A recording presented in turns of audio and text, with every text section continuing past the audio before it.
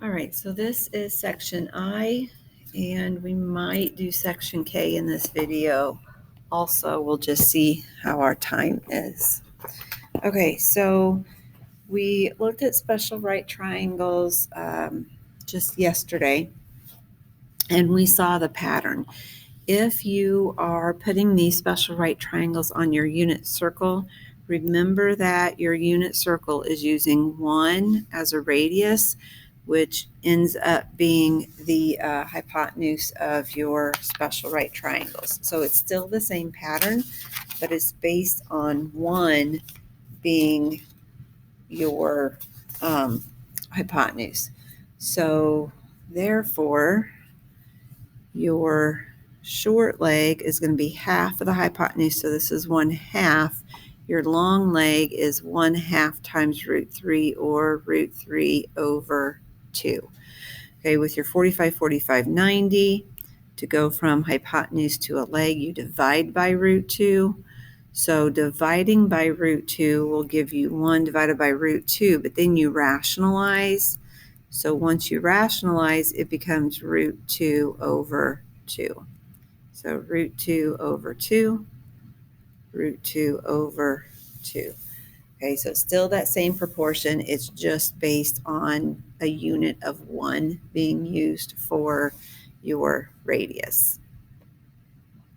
Okay, and then here's the our trig functions. We talked about that a minute ago when we talked about your unit circle, that the y-coordinate is going to be your sine, x-coordinate is your cosine, and then y over x is your tangent. So it's this concept again. So this is your x distance, this is your y distance, this is the ordered pair x, y. Okay, so find all 6 trig functions for each angle by using your unit circle. Okay, so here is a unit circle, and we're going to use it to help us find these 6 trig functions.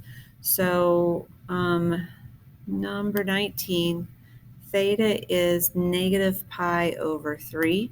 So, well, pi, let's find positive pi over 3. So positive pi over 3 is over here, 60 degrees. We got pi over 3. So if we're doing a negative pi over 3, it's that same distance, but going clockwise. So that would put us down here at a 300 degree angle, or at the 5 pi over 3. So I know it's a little bit, sorry about that, a little bit hard to see that ordered pair down there. Okay, so the ordered pair down at 5 pi over 3 is 1/2 and negative root 3 over 2. So here, the ordered pair is a 1/2 and negative root 3 over 2. Okay, so using the idea of using the coordinates, your sine of negative pi over 3 is the y value. So that's going to be the negative root 3 over 2. Cosine of negative pi over 3 is the x value. So that's 1/2. And then tangent is going to be negative root 3 over 2 over 1/2. So divided by 1/2. My 2's will reduce out again, and so this becomes negative root 3 over 1, or just negative root 3. Okay, then your reciprocal functions, cosecant of negative pi over 3, negative pi over 3 is the reciprocal. So it's 2 over negative root 3, but you're going to have to rationalize. So I'm going to have to rationalize with root 3 over root 3. So this becomes 2 root 3 over 3, and it's negative. Okay, secant is just going to be the reciprocal of 1/2, so that's going to be 2. And then tangent or cotangent of negative pi over 3 is going to be 1 over negative root 3. Again, we're going to have to rationalize. So when you rationalize, you're going to get root 3 over negative 3. Okay, again, let's take a second and look at the negatives. So that angle measures in the fourth quadrant. So go back to your all snow tastes cold. In the fourth quadrant, cosine is positive. So cosine is a positive 1/2 and a positive 2. And then all of your other trig functions are negative. Okay, let's do one more. This time, B, our angle measure is pi. Well, at pi, your ordered pair is -1, 0. Okay, so -1, 0. So if I'm going to do sine of pi, sine of pi is 0. Cosine of pi is -1. Again, it's the x value. Tangent of pi is sine is y over x, or sine divided by cosine. Okay, so that's going to be 0 divided by -1, or 0.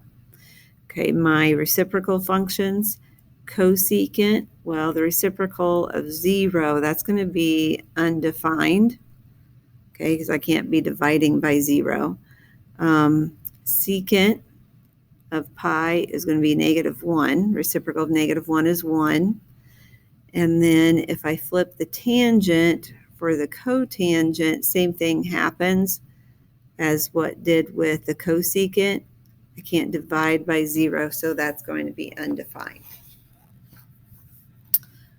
Okay. Number 20, find the value of the sine of 13 pi over 6. Okay, so we have to think about our radian measure. I suggest changing that 13 pi over 6 into a mixed number. So that would be 2 1/6 pi. Okay, well, remember, one complete rotation is 2 pi. Okay, so this 13 pi over 6 has gone one complete rotation and another 1/6 pi. Okay, so 1/6 pi, or pi over 6, is going to be in the first quadrant. And if you look at your unit circle, that ordered pair is root 3 over 2 and 1/2. Okay, so if we're just looking for the sine of that value, or the sine of the angle measure, all we need is the y value. So that is going to be 1/2. And that's it. Okay, sine of 7 pi. Well, 7 pi, let's figure out how many times around the circle that is. So there's one rotation is 2 pi, 2 rotations is 4 pi, 3 rotations is at 6 pi. I need one more pi, which will put me over here at pi. So at pi, my ordered pair is -1, 0, -1, 0. Okay, so sine is the y value, so that's just 0. Okay, cosine, 7 pi over 2. Again, it's a fraction. I would rewrite that as a mixed number, so that's 3.5 pi. Okay, so we got to figure out how many rotations that is going to be. Okay, so 2 pi, there's 3 pi, and 1/2. Okay, so I am at 3 pi over 2. So this point on my unit circle is 0, -1. And if I'm doing the cosine, that is the x-coordinate, which is going to be 0. Okay, on your calculator, I'm going to do these next ones. Okay, so I've got my graphing calculator up. So sine of 2 pi over 3. So now 2 pi over 3 is one of the angles on your unit circle, but just so you can see it on your calculator, I am in radians. So if I do sine of 2, your pi is your second and your caret button, divided by 3. I get 0.866, which 0.866 is square root of 3 divided by 2. Okay, so that's the approximate for that fraction.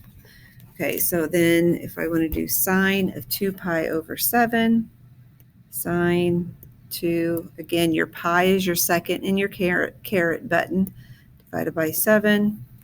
Then I'm at about 0.782. Okay, secant. I don't have a secant button, so how I'm going to do this? I suggest doing 1 divided by the cosine. Secant is reciprocal of the cosine, and you can pretty easily put that in your calculator. So 1 divided by, and then to be on the safe side, I would just do parentheses, divided by pi, divided by 11. Actually, you wouldn't need that extra set of parentheses because you're closing the parentheses around the pi divided by 11. So that's kind of an extra step you're not actually going to need. So 1.042 approximately. Then cotangent. So cotangent is the reciprocal of tangent. So I would go 1 divided by tangent of 1.5. And again, that's easy enough to do on your calculator. Tangent 1.5, close parenthesis, and it's approximately 0.7 or 0.071. Okay, I know that I know that those numbers don't really mean much to you, but after Christmas, when we come back, we're going to be looking at the graphs of the trig functions, and then once you see the graphs, then these values will make a little more sense to you. Okay, so that's it for this section. Section I, you're going to have one more video, section K, that we'll be working on either today or tomorrow.